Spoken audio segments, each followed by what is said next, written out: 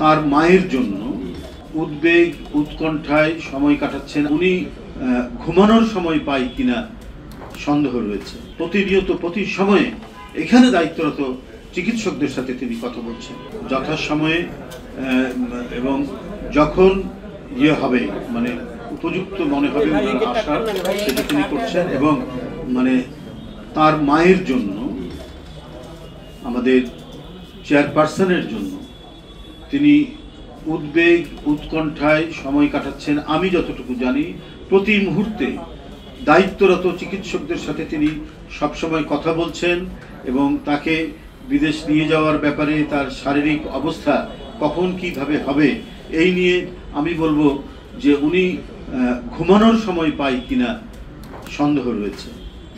এত উদ্বেগ উৎকণ্ঠার মধ্যে তাকে কাটাতে হচ্ছে। এবং সেখানে ডাক্তার যারা রয়েছেন, উনি তো ইংল্যান্ডে গিয়েছিলেন ম্যাডাম, সেখানে যারা দেখেছেন তাদের সাথে তিনি যোগাযোগ করছেন, কথা বলছেন এবং প্রতিনিয়ত প্রতি সময়ে এখানে দায়িত্বরত চিকিৎসকদের সাথে তিনি কথা বলছেন।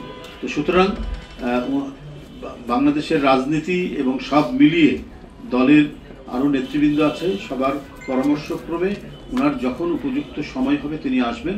কিন্তু তার মায়ের প্রতি যে দায়িত্ব তিনি যেটা পালন করছেন, এই দায়িত্ব অপরিসীম দায়িত্ব পালন করছেন, সেটা আমরা মোটামুটিভাবে উপলব্ধি করছি, জানছি এবং আমরা বুঝতে পারছি। দেশে দেশে সবার সাথে দ্য নিউজ।